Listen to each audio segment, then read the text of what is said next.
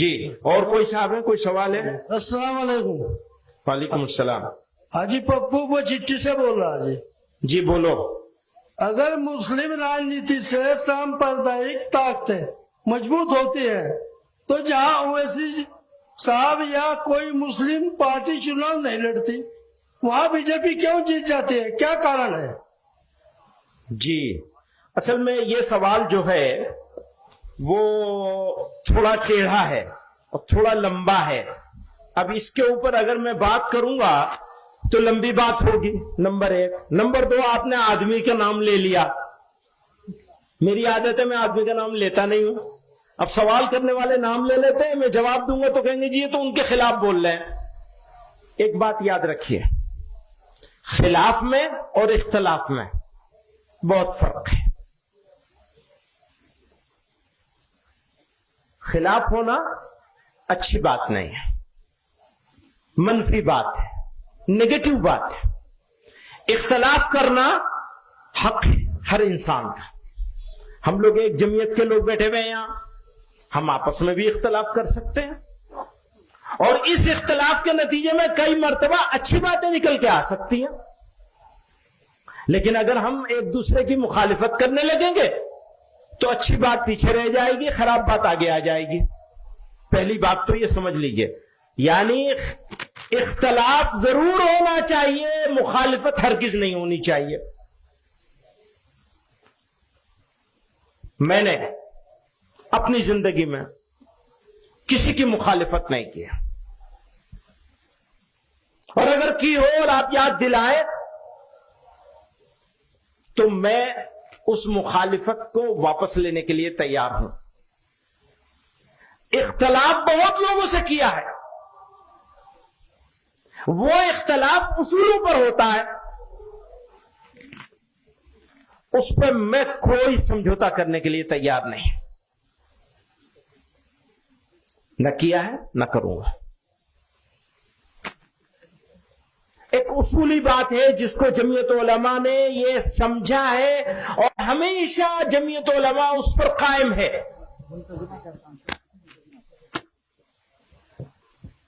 آزادی کی لڑائی مل کر لڑی گئی, ملک کو آزاد کرنے کی لڑائی مل کر لڑی گئی, ملک کو آباد کرنے کی لڑائی بھی مل کر لڑی جائے گی اور لڑی جانی چاہیے. کیسے وہ لگاؤ ذرا, میں کچھ ایک چیز دکھاؤں گا آپ کو. میں نے کچھ سال پہلے اس کو بنایا تھا, آج اتفاق ہے بھارت میں 2019 میں مسلمانوں کی آبادی, کل آبادی ملک کی جو ہے وہ پہلے دیکھیے, یہ ہے کل آبادی 137 کروڑ لوگ ہیں جو اس ملک میں بستے ہیں. 137, اس کو موٹے طور پر 140 کروڑ مان لیں کیونکہ عام طور پر 140 کروڑ بولا جاتا ہے. مسلم آبادی اس میں سے 19.5 کروڑ ہے. 140 کروڑ میں سے مسلمان 19.5 کروڑ ہیں. غیر مسلم ہے 117 کروڑ ہے نا, 117 کروڑ اور 50 لاکھ ہے نا, 117.5 کروڑ ہے. وہ دیجئے. تو غیر مسلم اس میں سے 117.5 کروڑ ہیں. اب آپ یہ دیکھیں گے کہ اس میں کتنے لوگ ہیں جو ہمارے دوست ہیں, کتنے ہیں جو ہمارے دشمن ہیں, مخالف ہیں. تو دوست اور دشمن نہ کہیں بلکہ وہ ایک تعبیر جو تھی وہ اس کو بدلنا تھا نا یہاں. اور کتنے ایسے ہیں جو خاموش ہیں, نہ دوست ہے نہ دشمن ہے. 3 طرح کے لوگ ہیں ملک میں بسنے والے لوگ. اگلے اس میں چلیے سلائیڈ میں. میرے حساب سے آج کی تاریخ میں جو ہم سے اتفاق نہیں رکھتے, سخت اختلاف رکھتے ہیں, وہ 30% ہیں. اور جو ان سے ہماری کسی حد تک ہمارے ساتھ کئی چیزوں میں اتفاق رکھتے ہیں وہ 10% ہے. پولیٹیکل وجہ سے اور الگ الگ ریزن سے ہمارے ساتھ کاروبار کرتے ہیں، یا کچھ مذہبی معاملات ہیں جن کی وجہ سے، یعنی دیگر اقلیتوں ہونے کی وجہ سے یہ ہمارے 10% ہیں. اور خاموش لوگ جو نہ ہمارے مخالف ہیں نہ ہمارے موافق ہیں، یہ 60% ہیں. آپ اس کو سمجھ گئے؟ دوبارہ سے کہوں، ہمارے سخت مخالف. آج کل آپ سوشل میڈیا پہ بہت ساری چیزیں دیکھتے ہیں، بہت طرح طرح کی باتیں لوگ بول رہے ہیں، یا مین اسٹریم میڈیا میں بھی، یا خود میڈیا کا بھی ٹوٹل رویہ اگر آپ دیکھیں گے تو وہ ایسا ہی ہے. اس کی تعداد میرے نزدیک 30% ہے. آپ اس سے اتفاق کرتے ہیں؟ ہاتھ اٹھا کے بتائیے. اتفاق کرتے ہیں کہ 30% لوگ بگڑ گئے. زیادہ سے زیادہ میرے نزدیک یہ کم ہے، لیکن یہ بحث میں نہ پڑے اس وجہ سے میں اس کو 30% مان رہا ہوں. اور جو ہمارے ساتھ تعلق رکھتے ہیں کسی وجہ سے بھی، یہ زیادہ سے زیادہ کم سے کم 10% ہے. میرے نزدیک اس سے زیادہ ہے، لیکن میں نے کم سے کم کیا ہے. اور تیسرے وہ ہیں جو خاموش ہیں اور میجورٹی ہے ان کی، اکثریت ہے ان کی، یعنی 60% ہے وہ. اگلی سلائیڈ جاؤ. 1 منٹ یہاں رک جاؤ. آپ نے دیکھا یہاں یہ 17.5 کروڑ 17 کروڑ 22 لاکھ مسلمان ہیں. تھوڑا باریک سی بات ہے، اس کو ذرا توجہ چاہوں گا آپ لوگوں. مسلمان جہاں مسلمانوں کی آبادی کی اکثریت ہے، وہاں کتنے کروڑ مسلمان رہتے ہیں؟ جیسے دیوبند ہے، جیسے دھبری ہے، جیسے ارریا اور پورنیا ہے، جیسے کشمیر ہے، جیسے مظفر نگر کا کوئی علاقہ ہوگا، کوئی گاؤں ہوگا، کوئی تحصیل ہوگی، جیسے دلی کا اوکھلا ہے، جیسے دلی کی جامع مسجد کا علاقہ ہے. یہ سارے علاقوں کے مسلمانوں کی تعداد کو اگر ہم ٹوٹل کرتے ہیں تو 3 کروڑ 40 لاکھ. آپ سمجھ رہے ہیں؟ 3 کروڑ 40 لاکھ مسلمان ایسے علاقوں میں رہتے ہیں جہاں مسلمانوں کی اکثریت ہے. جیسے دیوبند ہے، ہمیں یہ اطمینان ہے کہ اگر ہمارے گھر کا دروازہ کھلا رہ جائے تو چوری تو ہو سکتی ہے، آبرو کو خطرہ نہیں ہے. چوری تو ہو سکتی ہے، گھر چھوڑ دیا کوئی برتن اٹھا لے جائے گا، سلنڈر اٹھا لے جائے گا.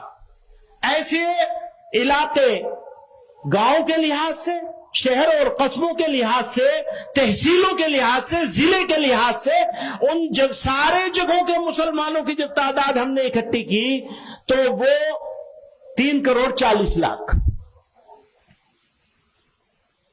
اور غیر مسلم میجورٹی علاقوں میں رہنے والے مسلمان 14 کروڑ 20 لاکھ. آپ سمجھ رہے ہیں؟ مسلمان انڈیا میں 2 حالت میں ہے. ایک حالت اس کی یہ ہے کہ وہ غیر مسلم علاقوں میں رہتا ہے، یعنی ملکی سطح پر ہم اقلیت میں ہیں، مقامی سطح پر کہیں ہم اقلیت میں ہیں، کہیں اکثریت میں ہیں. جہاں ہم اکثریت میں ہیں وہاں ہماری تعداد 3 کروڑ 40 لاکھ ہے. اور جہاں ہم مقامی طور پر بھی اقلیت میں ہیں، ہمارا ایک گاؤں ہے، ہم اس گاؤں میں رہتے ہیں، وہاں ہمارے 20 گھر ہیں، 40 گھر ہیں، اور غیر مسلموں کے 200 گھر ہیں. ایسے مسلمان پورے ملک میں جب ہم ان کی تعداد دیکھتے ہیں تو 14 کروڑ 20 لاکھ ہے. ایک طرف 3 کروڑ 40 لاکھ، دوسری طرف 14 کروڑ 20 لاکھ. اگر ایماندار ہیں ہم تو ہم پالیسی بنائیں گے کس کے لحاظ سے؟ 14 کروڑ 20 لاکھ کے لحاظ سے، جس کی عزت بھی خطرے میں ہے، جس کی مسجدیں بھی خطرے میں ہے، جس کی ہر چیز ہر معاملہ غیر مسلموں کے ساتھ وابستہ ہے. اس کو چھوڑ کر میں 3 کروڑ 40 لاکھ کی بات کروں گا تو بے ایمان ہوں گا یا ایماندار ہوں گا؟ पिछले 75 सालों में आपकी जमीयत उलमा ने ये 3 करोड़ 40 लाख लोगों की बात नहीं करी, 14 करोड़ 20 लाख लोगों की बात करिए। समझ रहे हैं आप मेरी बात? कुछ लोगों की समझ में नहीं आएगी, अकल पे पर्दा पड़ा हुआ है। बात सुनो, क्यों पड़ा हुआ है वो भी बता दूं मैं। वो पड़ा हुआ इसलिए है कि ये जो 3 करोड़ 40 लाख जहां रहते हैं वही तो हमारा दारुल उलूम है। जब जमीयत उलमा को इजलास करना है, सरों की गिनती दिखानी है, तो मदद कहां से लेंगे? 3 करोड़ 40 लाख से मदद लेंगे। चंदा कहां से मिलेगा? 3 करोड़ 40 लाख से। आबादी कहां है? घनी आबादी है जहां, वहीं तो इजलास होगा। जहां मुसलमान थोड़े से हैं वहां क्या इजलास होगा? कहां होगा? कहां होगा? चंदा कहां से मिलेगा? मदरसा कहां बनेगा? स्कूल कॉलेज कहां बनेगा? अभी वो सवाल कर रहा था दोस्त मेरा, क्या सवाल कर रहा था? कॉलेज बनाने की बात करो। कॉलेज कहां बनेगा? यहां बनेगा, यहां। बड़ा मदरसा कहां बनेगा? यहां। मकतब कहां बनेगा? यहां। यहां आप बचा सकते हैं मुसलमान को मकतब ही बनाकर, कॉलेज बना के नहीं बना। कॉलेज बना ही नहीं सकते वहां कॉलेज कैसे बनाएंगे 14 करोड़ 20 लाख में? मेरी जिम्मेदारी क्या है? आपकी जिम्मेदारी क्या है? सुनो, पार्लियामेंट का मेंबर बनना है तो इनको राजी करना पड़ेगा, इनकी बात करनी पड़ेगी। इनका लबो लहजा क्या है? क्यों? मैं देवबंद में रहता हूं तो मेरे सामने मसला ही नहीं है इज्जत आबरू का, जान माल का, किसी चीज का कोई मसला नहीं है। मैं जो चाहूं बोल लूं, ईंट का जवाब पत्थर से दे लूं। लेकिन अगर मैं यहां रहता हूं या यहां वालों की फिक्र करता हूं तो मैं कैसे बोलूंगा? बताइए, कैसे बोलना होगा? उसी लहजे में बात करनी होगी। अगर उस लहजे में बात करूंगा तो उस गांव के गरीब मुसलमान का क्या होगा जो 14 करोड़ 20 लाख गैर मुस्लिमों के बीच में रह रहा है? बताइए, किसकी बात करवाना चाहते हैं? बदल दूंगा मैं अपना लहजा। और सुनिए, गुलाम नहीं है आपके, आपसे बात नहीं कर रहा हूं, भाई लोगों से बात कर रहा हूं। गुलाम नहीं है आपके, गुलाम है अल्लाह के, मोहम्मद रसूलुल्लाह के सल्लल्लाहु अलैहि वसल्लम। उनके गुलाम है। और जब उनकी गुलामी करेंगे, इसे बदलो, उनकी गुलामी करेंगे तो याद रखो,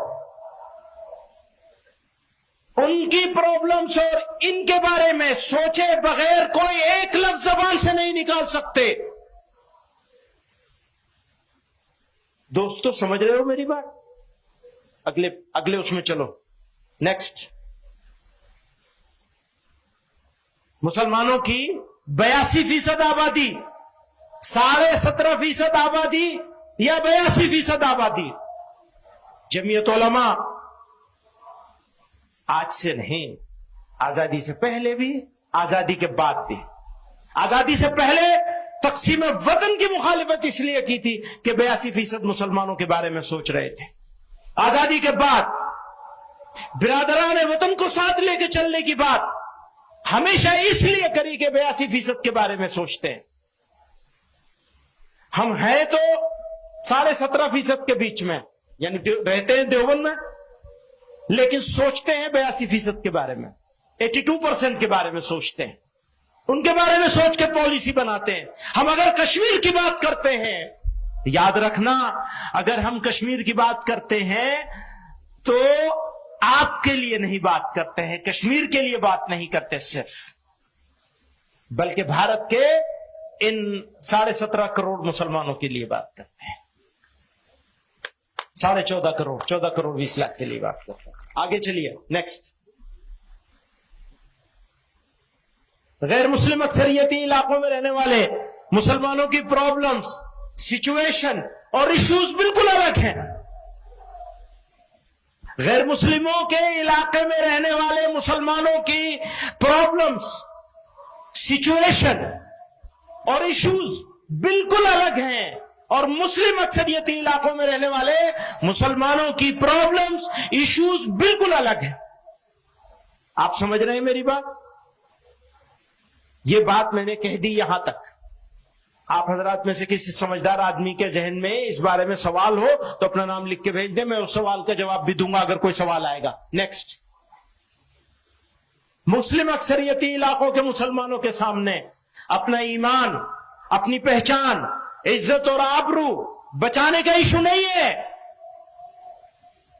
भाई देवबंद वाले मुसलमानों के सामने ये इशू नहीं है, जबकि गैर मुस्लिम अक्सरियती इलाकों में रहने वाले मुसलमानों के सामने सबसे बड़ा इशू अपना ईमान, पहचान, इज्जत, आबरू और मसाजिद बचाने का है।